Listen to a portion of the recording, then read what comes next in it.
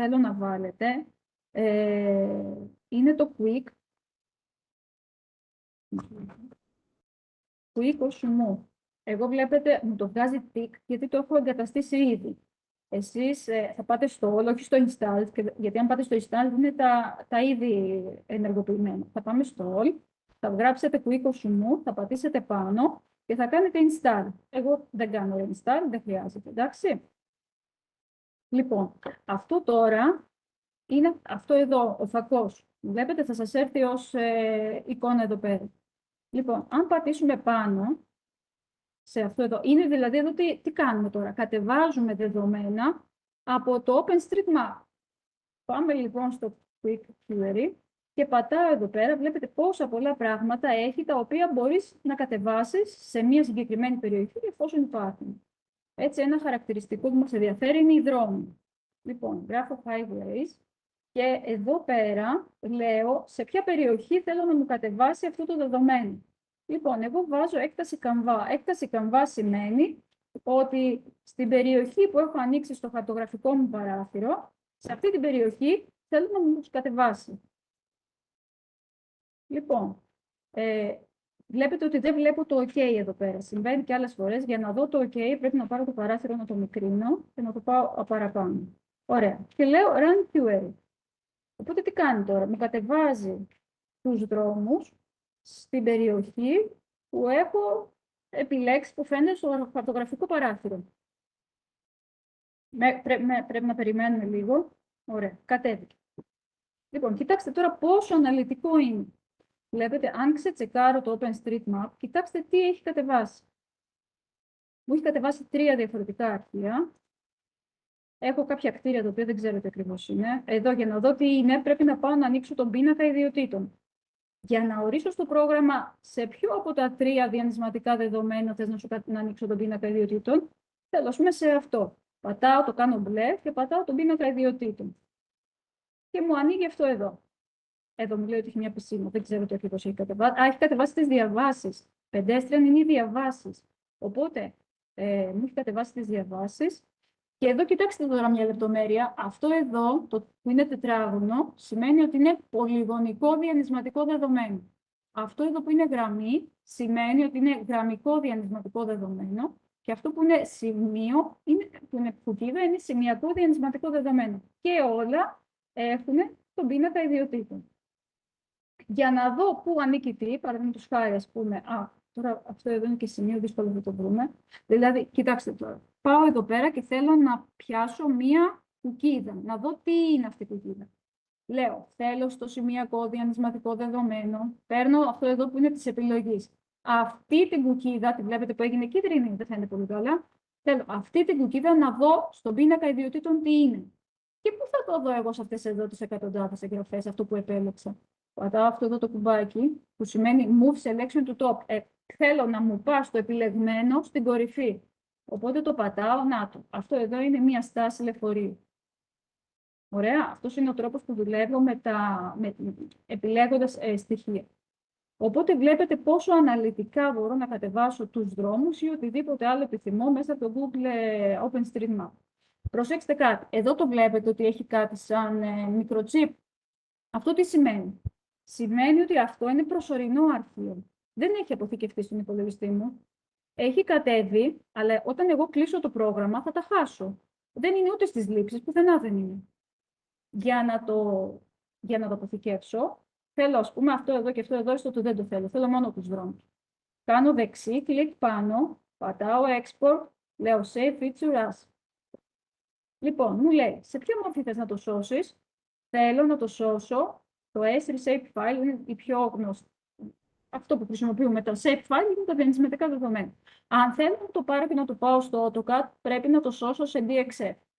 Ωραία. Εγώ τώρα θέλω να το σώσω σε shape file. Εδώ με ρωτάει το όνομά του. Ένα λάθος που κάνουν πολλοί μαθητές είναι ότι εδώ κατευθείαν πάνε και πληκτρολογούν ότι αυτή εδώ είναι η δρόμη, ας πούμε. Δεν είναι αυτός ο σωστός τρόπος. Πρέπει να πατήσω τις τελίτσες για να πω στο σύστημα πού θα το σώσει, τη διαδρομή που θα σώσει το αρχείο. Άρα, πατάω τις τελίτσες, πάω μέσα στο SE, πάω μέσα στο QGIS Πάω μέσα, ας πούμε, εδώ στα Χανιά που έχω φτιάξει εγώ και λέω ότι εδώ είναι η δρόμη. Και καλά είναι το όνομα του αρχείου, όπως και η διαδρομή, αλλά και το όνομα του αρχείου, να μην έχει ελληνικούς χαρακτήρες. Και πατάω αποθήκευση. Εδώ, κοιτάξτε λίγο, μου λέει το προβολικό σύστημα. Δεν θέλω το UGS 84, θέλω το 200. Το 200 όμως δεν μου το έχει στην εδώ τη λίστα. Γι' αυτό το λόγο θα πατήσω το κουμπάκι εδώ δίπλα. Θα βάλω στο φίλτρο 200. Θα το κάνω μπλε από κάτω και θα πατήσω OK. Και πατάω OK και αυτό εδώ σώζεται τώρα. Οπότε βλέπετε ότι μου έφερε ένα καινούριο αρχείο, το δρόμι, το οποίο δίπλα δεν έχει αυτό το μικρό chip. Σημαίνει δηλαδή ότι δεν είναι προσωρινό αρχείο. Με αυτόν τον τρόπο λοιπόν, με αυτό το πρόσθετο, με το Quick OSUMU, μπορώ να κατεβάσω διανυσματικά δεδομένα από το OpenStreetMap. Ένα άλλο πρόσθετο που μπορώ να χρησιμοποιήσω είναι αυτό εδώ. Για πάμε πάλι να δούμε ένα δεύτερο πρόσθετο. Plugins, Manage and Install Plugin.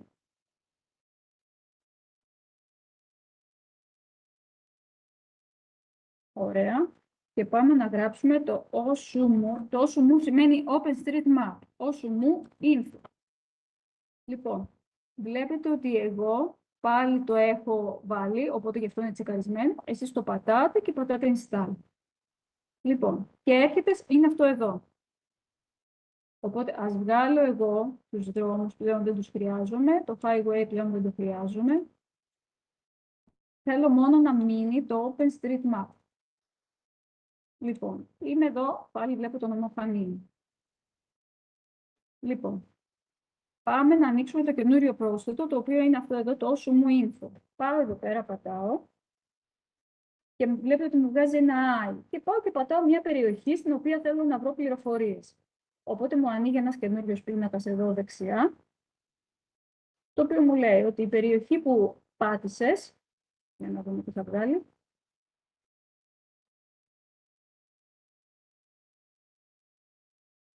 ωραία, μου λέει ότι είναι ο Δήμος Πλατανιά, η Περιφερειακή Ενότητα Φανίων, η Κρήτη, η Περιφέρεια Κρήτης. Ας πούμε, πάω στο Δήμο Πλατανιά και μου πιάνει όλα τα όρια του Δήμου Πλατανιά. Αν εγώ θέλω να το κατεβάσω αυτό, κάνω δεξί κλικ, Save feature in a new temporary layer. Τι σημαίνει το temporary? Σημαίνει ότι είναι προσωρινό. Πάω, κάνω Save in a temporary. Να, το ήρθε. Και πού καταλαβαίνω ότι είναι προσωρινό? Έχει αυτό εδώ που είναι σαν μικρό chip.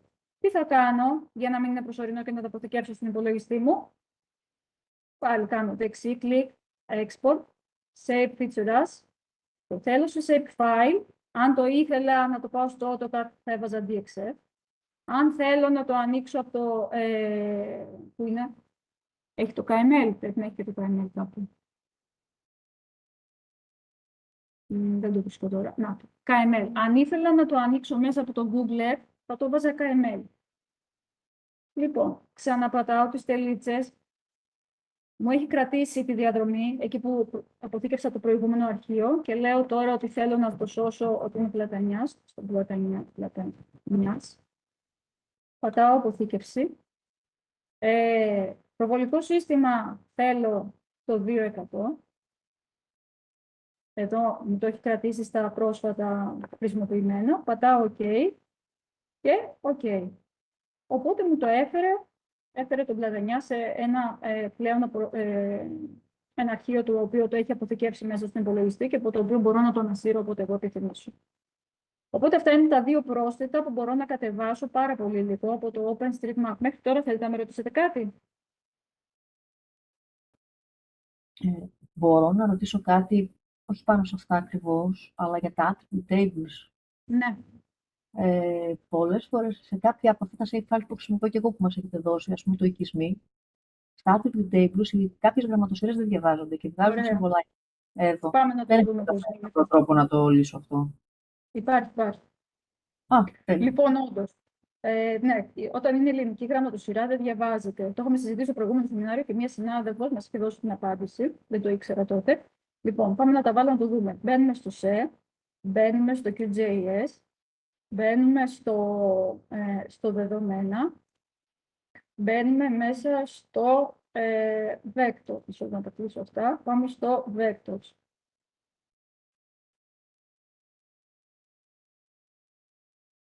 Ωραία, μέσα στο vector. Εδώ πέρα, λοιπόν, τα towns, έτσι. Τα towns έρχονται εδώ πέρα και επιλέγω τα towns και ανοίγω τον πίνακα ιδιωτήτων. Εδώ πέρα είναι στα αγγλικά, άρα διαβάζονται. Για να βάλω τους οικισμούς. Τους οικισμούς για να τους δούμε. Λοιπόν, ανοίγω το attribute table των οικισμών. Και εδώ πέρα διαβάζονται. Λοιπόν, δεν πειράζει, θα σας δείξω τι πρέπει να κάνετε. Στο αρχείο που δεν διαβάζονται, θα κάνετε δεξί κλικ, θα πάτε Properties, θα πάτε στην καρτέλα Source, θα πάτε εδώ που λέει Data Source Encoding, αυτό εδώ, και θα βρείτε το Greek.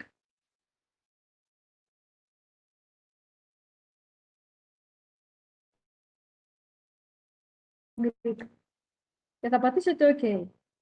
Εντάξει, και έτσι διαβάζετε μετά. Για να ανοίξουμε τους οικισμούς τώρα να δούμε. Θα το κάνω, ευχαριστώ πολύ. Να είστε καλά. Ωραία, θέλετε να ρωτήσετε κάτι άλλο?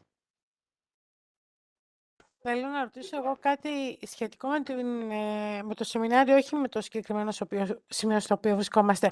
Αυτό τώρα το μάθημα γίνεται να καταγράφεται από κάποιον ή από κάποιον? Ναι, δεν σας το είπαμε. Στην αρχή το ξέχασα, συγγνώμη. Καταγράφεται το μάθημα, γίνεται καταγραφή, στο οποίο θα δούμε που θα ανέβει και θα σταλεί μόνο στα ενεργά μέλη όπως είσαστε εσείς.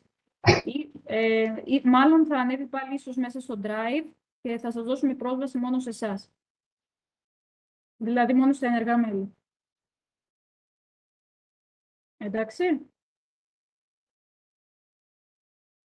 Ναι, ευχαριστώ πολύ. Καλό. Θέλετε να ρωτήσετε κάτι άλλο?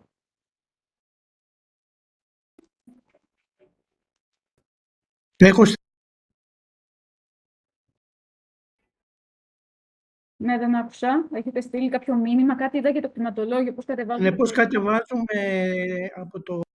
Από το κτηματολόγιο. Επειδή έχω να ασχοληθώ τώρα πολύ καιρό με το κτηματολόγιο, θα το δούμε, θα το σημειώσω, να το δούμε στο επόμενο μάθημα, εντάξει. Να δω αν κατεβαίνουν τα δεδομένα από το κτηματολόγιο. Δεν είμαι σίγουρη ότι μπορούμε να τα κατεβάσουμε από τα δεδομένα.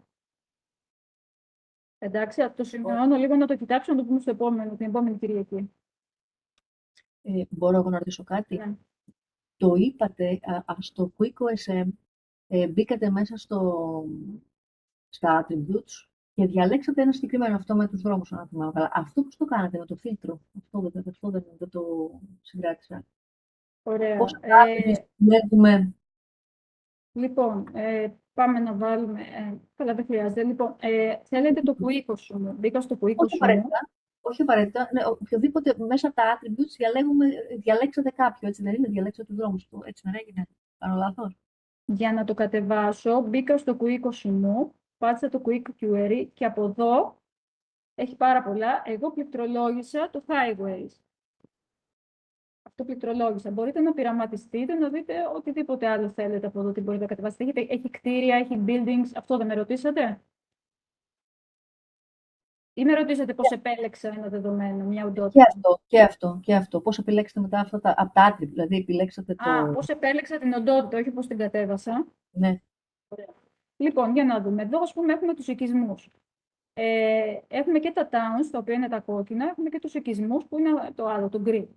Λοιπόν, πατάω πάνω εδώ πάνω, λέω στο σύστημα ότι θέλω από τους οικισμούς να κάνω μια επιλογή μιας οντότητας. Πατάω μετά αυτό εδώ, βλέπετε εδώ πέρα, αυτό εδώ είναι η εργαλειοθήκη της επιλογής οντοτήτων. Αυτό εδώ. Λοιπόν, πατάω αυτό εδώ με το βελάκι και το κίτρινο τετράγωνο και πάω, ας πούμε, και επιλέγω αυτήν εδώ την οντότητα. Αυτό εδώ τώρα έχει γίνει κίτρινο, σημαίνει ότι το έχω επιλέξει. Ανοίγω τον πίνακα ιδιωτήτων, το πρόγραμμα ξέρει ότι δουλεύω στους οικισμούς, εντάξει, γιατί το έχω επιλέξει. Ανοίγω τον πίνακα ιδιωτήτων, εδώ έχει κάτι χιλιάδες εγγραφές, πού θα την βρω? Πατάω αυτό εδώ, το οποίο είναι φέρε, αυτά που έχω επιλέξει πρώτα-πρώτα. Οπότε το πατάω και μου το φέρνει η μπλε σειρά του πίνακα ιδιωτήτων, σημαίνει ότι είναι επιλεγμένη και στο χαρτογραφικό παράθυρο. Κατάλαβα. Οκ. Ναι. Ευχαριστώ πολύ. Άστε καλά. Θέλει να ρωτήσει κάποιος κάτι άλλο?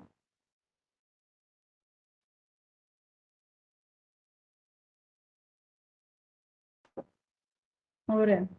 Λοιπόν, οπότε είπαμε τώρα πώς μπορούμε να κατεβάσουμε έτοιμα χωρικά δεδομένα. Δηλαδή, πλέον είναι τόσο πολλά θα μπορούμε να κατεβάσουμε το OpenStreetMap, που μπορείτε να κατεβάσετε ένα σωρό από την περιοχή που σας ενδιαφέρει και να δουλέψετε με τους μαθητές σας σε αυτά.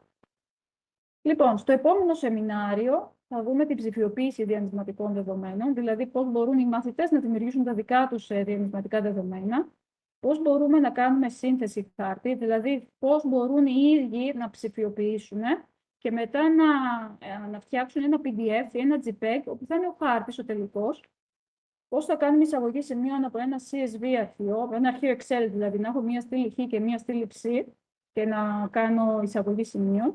Θα συνδέσουμε το AutoCAD με το QGIS μέσω από τα VXF αρχεία και θα μιλήσουμε λίγο για τα KML αρχεία που είναι τα αρχεία που διαβάζει το Google Earth. Και θα ψάξω και για το κτηματολόγιο που μου είπατε, να δω αν μπορούμε να κατεβάσουμε δεδομένα από εκεί πέρα. Εδώ είναι ένα print screen από ψηφιοποίηση. Εδώ ένας μαθητής είχε ψηφιοποιήσει τα φράγματα της Ελλάδας. Τα είχαμε βρει σε μια λίστα. Προϋπόθεση είναι να βρεις σε λίστα τι θα ψηφιοποιήσεις. Οπότε τα βρήκαμε και έτσι εδώ πέρα είναι η χωρική πληροφορία, εδώ πέρα είναι η περιγραφική πληροφορία. Οπότε η κάθε οντότητα συνδέεται με μια σειρά.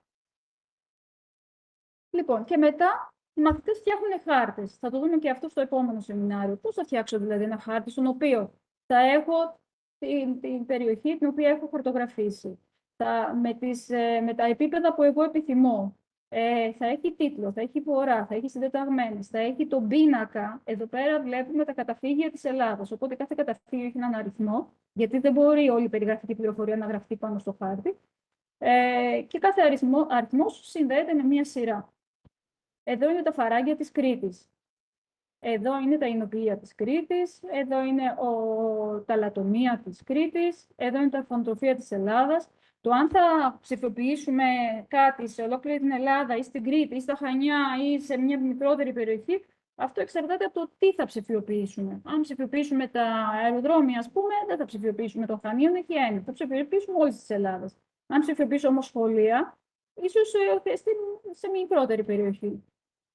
Και στο τελευταίο σεμινάριο που θα γίνει μετά τις γιορτές, τις 11 Πρώτου, θα δούμε τα χωρικά ερωτήματα, το οποίο είναι και ο κύριος στόχος του QGIS. Τι εννοούμε όταν λέμε χωρικό ερώτημα? Δηλαδή, θέλουμε να βρούμε μια κατάλληλη. Σας δίνω ένα παράδειγμα τώρα. Έστω ότι θέλουμε να βρούμε μια κατάλληλη περιοχή στο νομό Χανίων για την κατασκευή ενός νέου ξενοδοχειακού συγκροτήματος, η οποία θα πρέπει να καλύπτει τα παρακάτω κριτήρια.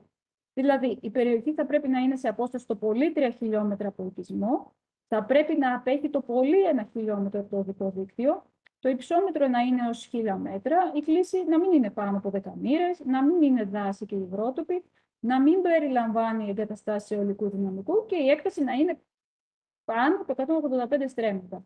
Θα δούμε λίγο σε εικόνες στη διαδικασία. Τη διαδικασία θα το κάνουμε αυτό στο τρίτο σεμινάριο. Λοιπόν, αυτό ονομάζεται buffer. Τι έχω κάνει? Έχω φορτώσει τους οικισμούς και έχω κάνει buffer, δηλαδή κυκλάκια γύρω από τον κάθε οικισμό στα 3 χιλιόμετρα. Η περιοχή που είναι μπλε, λοιπόν, είναι η περιοχή που πληρεί το κριτήριο ότι η απόσταση από οικισμούς θέλω να είναι μικρότερη από 3.000 μέτρα. Εδώ πέρα έχω κάνει buffer το οδικό δίκτυο. Αυτό σημαίνει ότι η περιοχή με τα ροζ είναι η περιοχή που απέχει λιγότερο από 1000 μέτρα από το οδικό δίκτυο. Τι πρέπει να κάνω τώρα? Πρέπει να κάνω συναλήθευση του πρώτου κριτηρίου και του δεύτερου κριτηρίου. Τι κάνω λοιπόν μια δικασία και το πράσινο είναι οι περιοχές που ισχύει και το ένα κριτήριο και το άλλο κριτήριο. Λοιπόν, πάμε παρακάτω τώρα. Αυτά μέχρι τώρα σας έδειχνα χωρικά ερωτήματα σε διανυσματικά δεδομένα. Ήτανε σημεία και γραμμές. Τώρα θα σας δείξω χωρικό ερώτημα σε πλεγματικό δεδομένο. Με κάποια διαδικασία την οποία θα τη δούμε στο τρίτο σεμινάριο. Βγάζουμε αυτόν εδώ το χάρτη, ο οποίος τι μας δείχνει? Όπου είναι μαύρο, ισχύει η σχέση ότι η υψόμετρο είναι μικρότερο από 1000 και το μέτρο της κλίσης είναι μικρότερο από 10 μοίρας. Ενώ όπου είναι άσπρο ισχύει, όπου είναι μαύρο δεν ισχύει η συνθήκη. Και τώρα τι πρέπει να κάνω? Πρέπει να κάνω συναλήθευση των πλεγματικών δεδομένων και της διανυσματικής λύσης, δηλαδή της πράσινης λύσης και τα άσπρα. Και αυτό εδώ μου βγάζει αυτόν εδώ το χάρτη, όπου είναι μαύρο ισχύει η συνθήκη Και όπου είναι άσπρο δεν ισχύει η συνθήκη. Εδώ τι κάνω τώρα, τι έχω κάνει. Όλο το μαύρο το κάνω διαφανές, με αποτέλεσμα να βάλω από κάτω το Google Earth και να δω ποιες περιοχές είναι αυτές που πληρούν όλα τα κριτήρια. Ταυτόχρονα έχω βάλει και το αιωλικό δυναμικό εδώ πάνω, το οποίο δεν είναι ούτως ή άλλως στις περιοχές που ισχύει η συνθήκη. Έχω βάλει και το κορίνα από κάτω, για να δω ότι ποιες περιοχές δεν είναι δασικές ή προστατευόμενες. Και μετά έχω ψηφιοποιήσει κάποιες περιοχές. Εδώ πέρα τις έχω ψηφιοποιήσει με δεδομένο όχι σημειακό, όχι γραμμικό, με πολυγωνικό δεδομένο και έχω υπολογίσει και τις εκτάσεις τους. Εδώ φαίνονται στα σημειακά γιατί είναι πολύ μικρή η κλίμακα, αλλά είναι πολυγωνικό δεδομένο. Και έτσι λοιπόν έχουμε, αυτό είναι που θα δούμε και στα χωρικά ερωτήματα. Πριν προχωρήσουμε, σήμερα τι θέλουμε να δούμε. Σήμερα θέλουμε να δούμε πώς θα κάνουμε αποκοπή ενός νομού και πώς θα κάνω αποκοπή των διανυσματικών και των πλεγματικών αρχείων σε ένα συγκεκριμένο νομό. Πριν ξεκινήσουμε, κλείνω την παρουσίαση, ανοίγω το GIS. Ωραία, ξεκινάω ένα νέο έργο. Θέλετε να με ρωτήσετε κάτι? Πάμε μέσα στο SE, πάμε μέσα στο QGIS, πάμε μέσα στα δεδομένα. Και πάμε τώρα μέσα στο Vectors, που έχω τα διανυσματικά δεδομένα και κατεβάζω. Το GR νομή δεν είναι τόσο καλό. Καλύτερα να δουλεύετε με τους νομούς ΟΚΧΕ, που είπαμε ότι είναι από τον Νεοοργανισμό Χρηματογράφησης και είναι πιο αξιόπιστο. Κατεβάζω λοιπόν και τα rivers, κατεβάζω και τα roads, ας κατεβάσω και τα towns. Ας κατεβάσω λοιπόν τους οικισμούς. Ωραία. Οπότε, έχω αυτόν εδώ το χάρτη. Ας κάνουμε εμείς το νομό Ρεθύμνου, ας πούμε, ας πάμε στο νομό Ρεθύμνου. Βλέπετε τώρα αυτό που λέγαμε, αν πάρω τους νομούς και τους πάω από πάνω, δεν βλέπω τίποτα. Γιατί δεν βλέπω τίποτα? Γιατί όλα είναι από κάτω. Άρα πρέπει οι μαθητές να το μάθουν αυτό, γιατί πολλοί με φωνάζουν και μου λένε κυρία, που πήγαν όλα. Επίσης κάτι άλλο πολύ σημαντικό. Πολλές φορές παίρνουν το χάρτη και κάνουν ένα zoom out και ξαφνικά γίνεται μια κουκκίδα και το πάνε και πολύ μακριά και το χάνουν τέλος πάντων. Και μου φωνάζουν, κυρία, δεν ξέρω που πήγαν όλα, τα χάσα.